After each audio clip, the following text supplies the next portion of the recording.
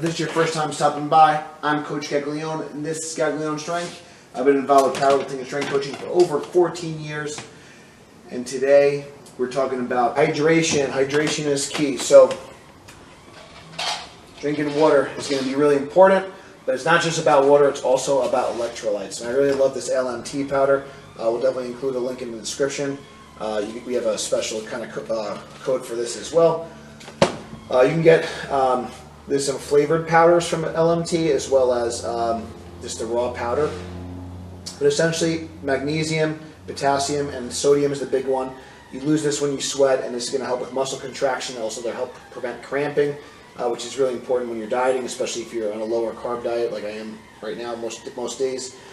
For men, I like to recommend at least 4 liters of water, or about a gallon, and for smaller people and women, about 3 liters per day. So that's a good place to start. If your activity level is higher or if it's hotter out, you may need more.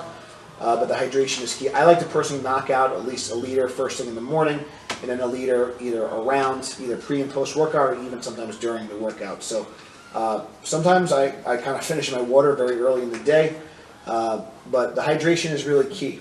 And then the sodium is going to be important too. I personally like to do like at least a gram or 1,000 milligrams of sodium before I work out, and maybe even during the workout. These LMT powder, it has 1,000 milligrams of sodium, 200 milligrams of potassium, and 60 milligrams of magnesium. So this is a really good kind of ratio here. Other kind of foods that are going to be rich in potassium are things like potatoes and spinach. Those are going to be a great source of potassium as well. So one thing I like to do is always add in some spinach throughout my diet.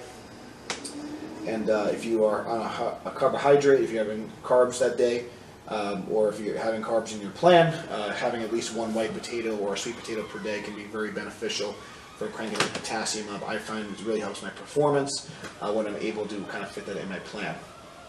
So that's kind of the benefit of potato versus like just white rice, which is great for just the energy source, but it's not really much in terms of micronutrients and electrolytes. The one caveat with the waters is to make sure you want to cut it at a certain point so it's not too close to bed. So kind of front loading your water earlier in the day I think is important, and also around your training time. So you'll kind of figure out, so that way you're kind of not having to go to the bathroom like at nighttime and things like that. So hydration is going to be really key in terms of recovery, in terms of performance and just overall health. And a lot of times we mistake hunger for thirst. So if you are feeling like hungry, you may just need some electrolytes and you may need some water.